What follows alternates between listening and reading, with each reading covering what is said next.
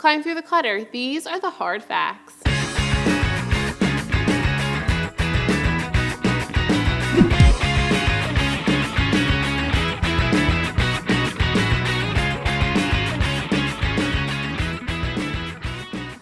Hi, I'm Samantha Cunningham-Zabolinsky, and this week on Hard Facts, I want to know if you're holding an event anytime soon. Are you trying to let people know when it is, where it is, or more importantly, trying to get people there and RSVP? Well, this week, I want to talk to you about how to create awareness, attention, and most importantly, attendance at your upcoming event. There's so many tools out there we can use, but one you're probably not leveraging or leveraging as thoroughly as you could is Facebook events. So when you are creating an event, go ahead and make sure a Facebook event itself is part of the plan. So log on to Facebook and click the Events tab. Here you can create an event.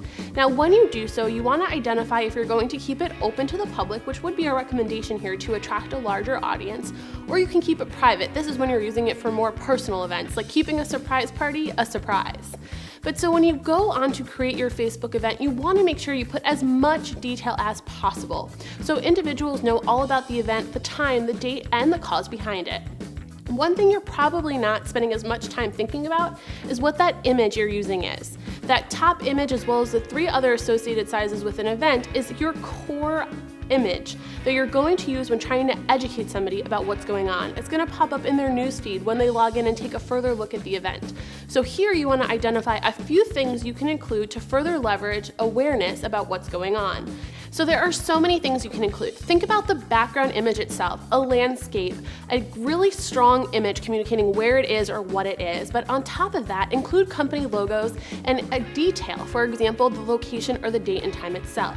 Now, one thing you're going to do is be able to utilize this to leverage gaining attraction to the event. So make sure you send it out to all of your social circles to get RSVPs. One thing you want to make sure is you keep RSVPs public. This is going to be your social proof to show more and more people are engaging and possibly attending. When somebody does RSVP, here's a recommendation to further capitalize on their network. Comment and engage with them, but go a step further and do it on their Facebook page. Now you're going to leverage this event opportunity even further.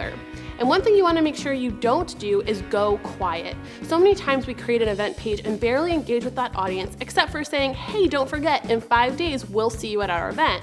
What we want to make sure you're doing is going in there and having a conversation, engaging with those individuals that will be at the event and correlating conversations around what can be picked up the actual day of the event. So think about things like trivia questions and answers where people can give comments and opinions below. And a great opportunity is also doing a poll within the group. This can also help the event itself based on people's interests or engagement points. I know it sounds easier said than done, engaging with everybody as they RSVP and engaging the group as a whole, but here's one reason it's increasingly important to do so, because Facebook is looking at that. It will help your event in the long run, the more activity that it has, to attract a larger audience. Now, as you look to attract that larger audience outside of your network or those individuals who have already engaged with you, think about running some Facebook ads. Facebook ads are a great way to hit a really targeted segment of the population that your event will apply to. That's just another example of how a hard fact turns into a solid strategy. Like, tweet, or comment below on a topic you'd like me to cover, and I'll see you next week.